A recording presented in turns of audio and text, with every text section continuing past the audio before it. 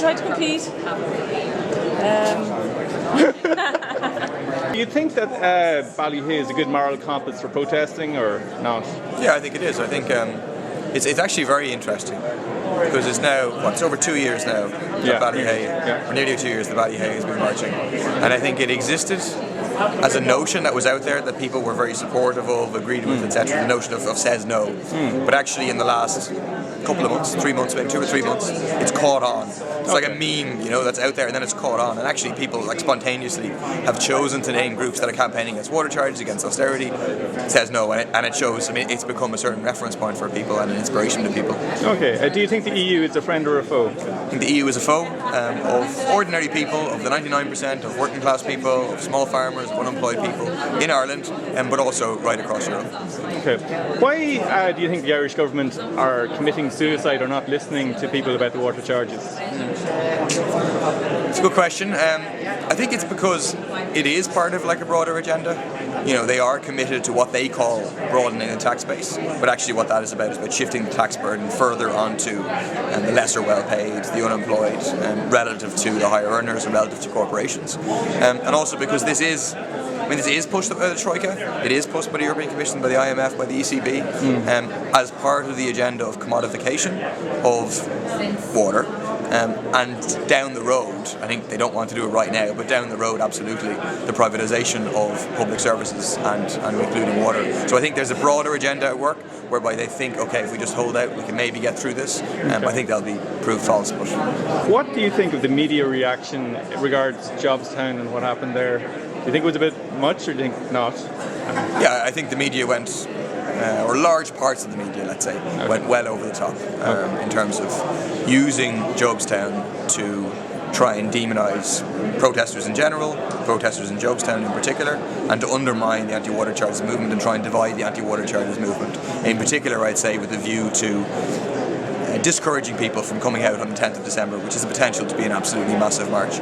Dennis O'Brien's independent newspapers was absolutely central to that. I mean, they repeatedly ran a caption under a picture of a guy throwing a brick saying protester throws brick at protest in Jobestown.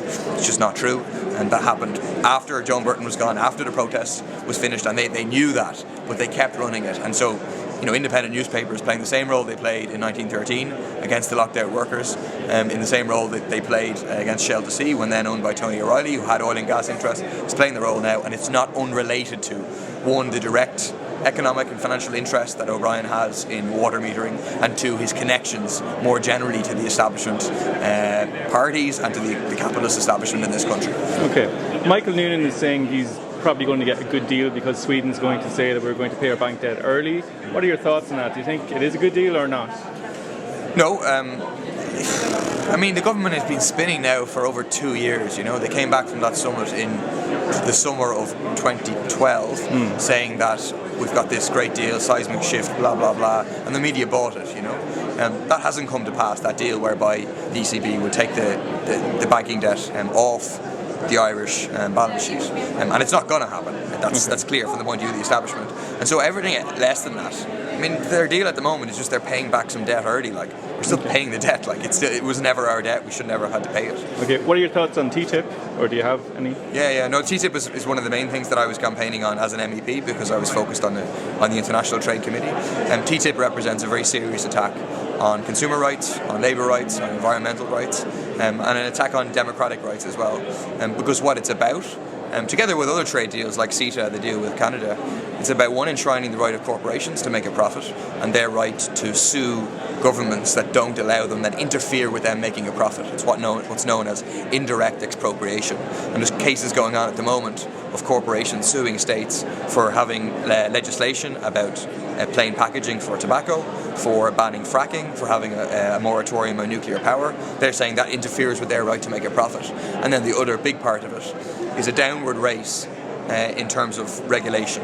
It's the harmonising of regulations on both sides of the Atlantic, which supposedly is just a technical exercise, but it's not technical, it's fundamentally political, and they'll all be harmonised downwards to the lowest common denominator. So I think we have to get the word out about what's happening and try and mobilise people across Europe and the US against governments and the EU on both sides that actually represent the corporations sitting down talking to each other and ordinary people need to come out and demand an end to the shaping of this deal.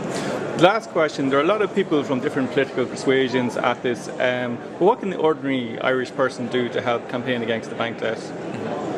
I think they can raise awareness of it. They can make sure that where you have campaigns like the campaign against the water charges or campaign against hospital closures or whatever, where you have campaigns against the manifestations of austerity and the bank debt, they should be involved into the fore of those, and then linking that to the broader problems like the banking debt, because this is real. The banking debt, I think, for some people can just appear like a big number that happened a long time ago and is a done deal, whereas this continues to have an impact on people's daily lives, as seen in cuts to education, cuts to healthcare, austerity taxes. And so I think linking the two things together, that's the way to do it. Okay, thank you very much.